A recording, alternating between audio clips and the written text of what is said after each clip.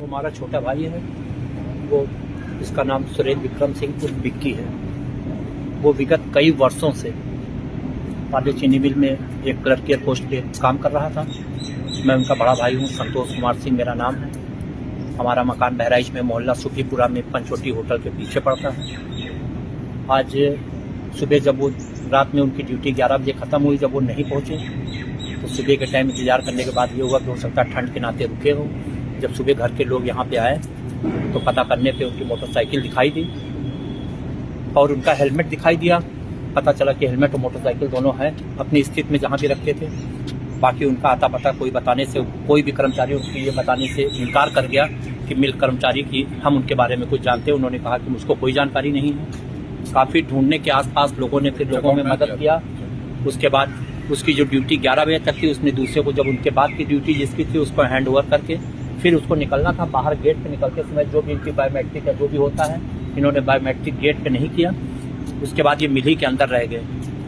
उसके बाद इनको सुबह जब ढूंढने आए तो नहीं मिलने के बाद काफ़ी मशक्कत के बाद परिवार वालों को ये पता चला कि जो है किसी ने बताया कि वो रात में यहाँ पे 12 बजे तक उनका मोबाइल भी ऑन था, बात हुई है किसी की।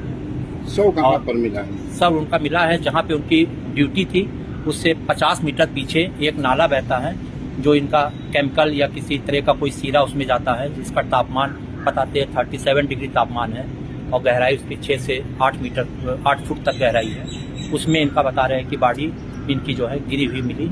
संदेह के आधार पर तो बाद में पुलिस आती है। 12 बजे के करीब में यहाँ पे हलचल मचती है। पुलिस प्रशासन और बाकी मिल कर्मचारी मिल के वहाँ पे ढूंढने के लिए उस तरफ ले जाते हैं। वहाँ पे फिर इनकी बॉडी उफटाई हुई बताते हैं कि सिर दिखा है। जैसा कि हम लोग को बाद में बताया गया कि सिर दिख रहा था तो बॉडी निकाली हुई। बॉडी निकालने के बाद इसमें पूरी तरह से लग रहा है कि इनकी मौत संदिग्ध अवस्था में मिली है। हर एंगल से इनकी मौत को संदेह के घेरे में ही लिया जाएगा, क्योंकि ये किसी प्रकार का कोई सेवन नहीं करते थे। अगर इस तरह का कोई सेवन कभी कभार ये करते भी थे तो ये घर पहुंचने के बाद ही अपना करते थे।